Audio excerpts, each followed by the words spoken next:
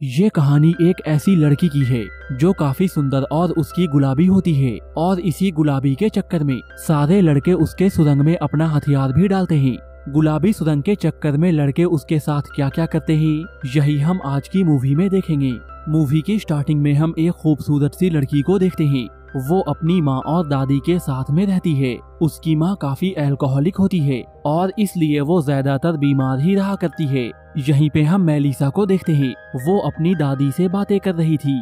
वो अपनी दादी से बहुत प्यार करती है। फिर एक दिन मेलिसा जब अपने रूम में अकेली होती है तो अपने आप को मजे देने के लिए वो अपने बॉडी को यहाँ वहाँ टच करने लगती है। लेकिन तभी उसकी माँ दरवाजा खोलकर रूम में पहुँच जाती है। अपनी माँ को अपने सामने देखकर मेलिसा अपने आप को कंट्रोल कर लेती है।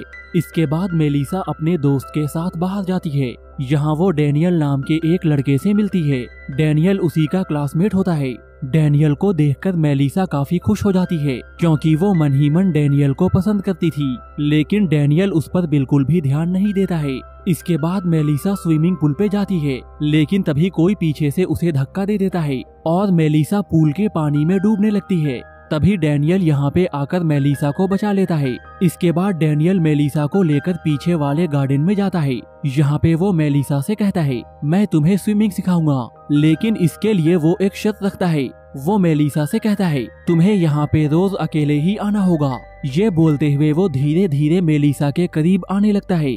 चूँकि मेलिसा पहले से ही डैनियल को पसंद करती है इसलिए वो उसे पास आने से नहीं रोकती। डैनियल भी इस मौके का पूरा फायदा उठाता है और वो मेलिसा की टांगे उठाकर उसके साथ घपाघप भी करता है। मेलिसा के साथ अपनी प्यास बुझाने के बाद डैनियल बिना कुछ बोले ही वहाँ से निकल जाता है। लेकिन मेलिसा को ये बात काफी बुरी लगती है। थोड़े दिनों के बाद इनका स्कूल भी खुल जाता है। मेलिसा यहाँ पे डैनियल का वेट कर रही थी क्योंकि डैनियल कई महीनों से उससे नहीं मिला था और ना ही उसने मेलिसा को कोई कॉल भी किया था। अब मेलिसा डैनियल की ओर और भी ज्यादा अट्रैक्ट होने लगी थी और वो सारा दिन उसी को मिस करते रहती है।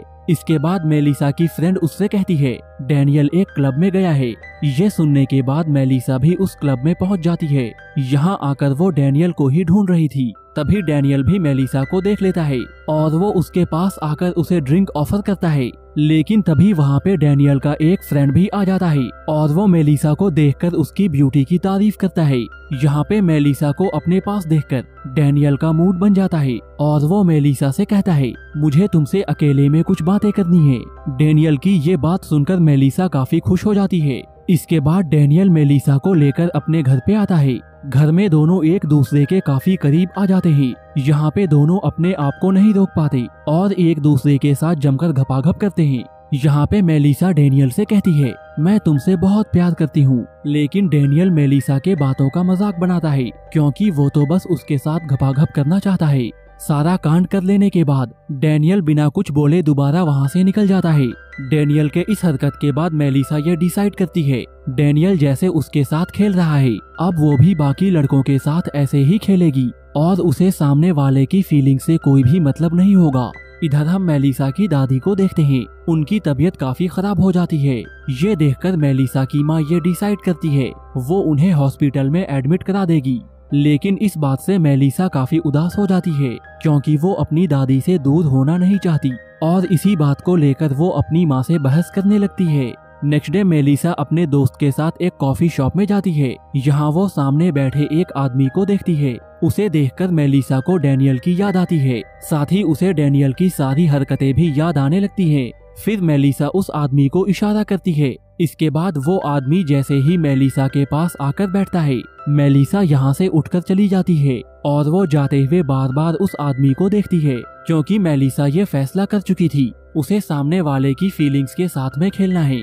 इसके बाद मेलिसा जब अपने घर में आती है तो वो देखती है उसकी दादी घर आ गई है। दादी को देखकर मेलिसा काफी खुश होती है। लेकिन मेलिसा के चेहरे को देखकर दादी ये समझ जाती है मेलिसा में अब काफी बदलाव आने लगा है। इन सब बातों को वो मेलिसा की माँ को बताती है लेकिन मेलिसा की माँ इन सब बातों को इग्नोर कर देती है।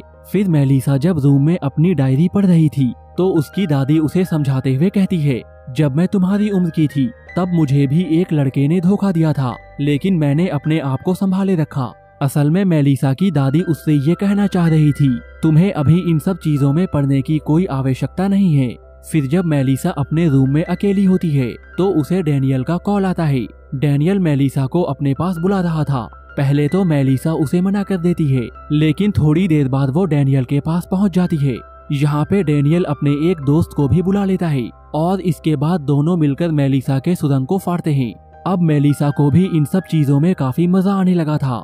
फिर वो कंप्यूटर पे ऑनलाइन डेटिंग साइट खोलती है और वहाँ पे कई सारे दोस्त भी बना लेती है। मेलिसा अपनी सारी बातें ऑनलाइन दोस्तों के साथ में शेयर करती है, क्योंकि रियल लाइफ में उसका कोई भी ऐसा दोस्त नहीं था जिसके साथ वो इन सब बातों को शेयर कर सके। इसके बाद हम मेलिसा के स्कूल को देखते हैं। स्कूल की ओर से सारे बच्चे साइंस म्यूजियम में जाते हैं। यहाँ पे मेलिसा को एक आदमी मिलता है। वो आदमी इसी म्यूजियम में काम करता है। मेलिसा उसके पास जाकर उसे सेड्यूस करने लगती है और फिर वो उसके पास जाकर उसके साथ भी घपाघप कर लेती है। मेलिसा अपनी इन सारी बातों को एक डायरी में लिखती है। उसने अब तक कितने लोगों के साथ में घपाघप किया है। नेक्स्ट डे मेलिसा जब अपने स्कूल में जाती है तो वो देखती है उसके दोस्त उसकी डायरी को पढ़ रहे हैं। ये देखकर मेलिसा उन सब पे काफी गुस्सा भी होती है। फिर मेलिसा यहाँ से निकलकर अपने घर जाने लगती है, लेकिन रास्ते में वो अपनी दादी को देखती है। उसकी दादी एक आदमी के साथ बैठी हुई थी। अपनी दादी को खुश देखकर मेलिसा भी काफी खुश हो जाती है। दादी को देखकर मेलिसा को ऐसा लगता है, काश मेरे पास भी कोई ऐसा होता जो मुझसे बहुत प्यार करता।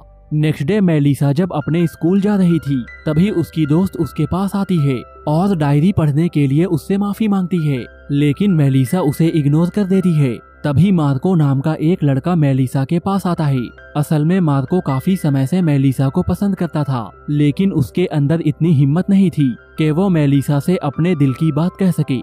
मेलिसा अभी मार्को से बातें कर ही रही थी, तभी उसके पास डैनियल के फ्रेंड का कॉल आता है और वो उसे मिलने के लिए एक जगह पे बुलाता है। फिर जब मेलिसा उसके पास जाती है तब वो मेलिसा के आंखों में पट्टी बांधकर उसे एक बेसमेंट में ले जाता है। बेसमेंट में उस लड़के के पहले से कई दोस्त होते हैं जो कि मेलिसा के ही आने का वेट कर रहे थे। फिर जैसे ही वो मेलिसा को लेकर यहाँ पे आता है, सारे लोग मिलकर मेलिसा के साथ जमकर घपाघप करते हैं। दूसरी ओर हम मेलिसा की माँ को देखते हैं। वो मेलिसा के कमरे में आती है और उसे यहाँ पे मेलिसा की डायरी मिल जाती है। डायरी पढ़ने के बाद उन्हें अपनी बेटी की सच्चाई मालूम चल जाती है। इसके बाद वो तुरंत ही मेलिसा को कॉल करती है, लेकिन मेलिसा कोई जवाब नहीं देती। इन सब बातों को बताने के लिए वो मेलिसा की दादी के पास आती है, लेकिन यहाँ आने के बाद उन्हें मालूम चलता है मेलिसा की दादी की मौत हो गई है। इसके बाद मेलिसा की माँ अपने घर लौट जाती है। फिर रात में मेलिसा जब घर आती है तो उसकी माँ उससे डायरी के बारे में पूछती है। इस पर मेलिसा अपनी माँ से कहती है ये सारी बातें सच है। मेलिसा की माँ जब मेलिसा के मुंह से ऐसी बातें सुनती है तो वो जोर जोर से रोने लगती है। यहाँ पे वो मेलिसा से माफी मांगते हुए कहती है, मुझे तुम्हारा ख्याल अच्छे से रखना चाहिए था। जब मेलिसा अपनी माँ की इन बातों को सुनती है तो उसे अपने किए पे बहुत पछतावा होता है और इसके बाद वो अपने आप को बदलने का फैसला करती है और अब वो अपनी सारी बातें अपनी माँ के साथ शेयर करती है।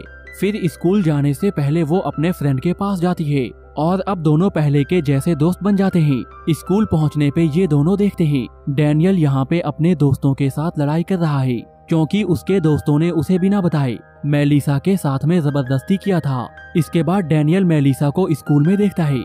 वो यहाँ पे मेलिसा को रोकने का ट्राई करता है, लेकिन इस बार मेलिसा को उसकी बातों का कोई फर्क नहीं पड़ता। इसके बाद वो अपने एग्जाम के रिजल्ट्स देखने के लिए जाती है। तभी मार्को मेलिसा के पास आता है। यहाँ पे वो मेलिसा से अपने दिल की बात कह देता है। यहाँ पे वो मेलिसा को अपनी बनाई हुई तस्वीरें भी दिखाता है, लेकिन यहाँ से जाने से पहले वो मेलिसा की एक तस्वीर बनाना चाहता है। तभी डैनियल भी यहाँ पे आ जाता है और वो मेलिसा को अपने घर पे एक पार्टी के लिए इनवाइट करता है। पहले तो मेलिसा उसे मना करती है, लेकिन फिर वो उसके पार्टी में जाने के लिए मान जाती है। इसके बाद हम मेलिसा को पार्टी में देखते हैं। फिर पार्टी से निकलकर वो पानी के पास जाती है। यहाँ पे वो पानी में कूदना चाहती है। सारे लोग मेलिसा को रोकने का ट्राई करते हैं, लेकिन मेलिसा उनकी बातों को नहीं सुनती और वो पानी में कूद जाती है। लेकिन इसके बाद हम मेलिसा को तैरते हुए देखते हैं।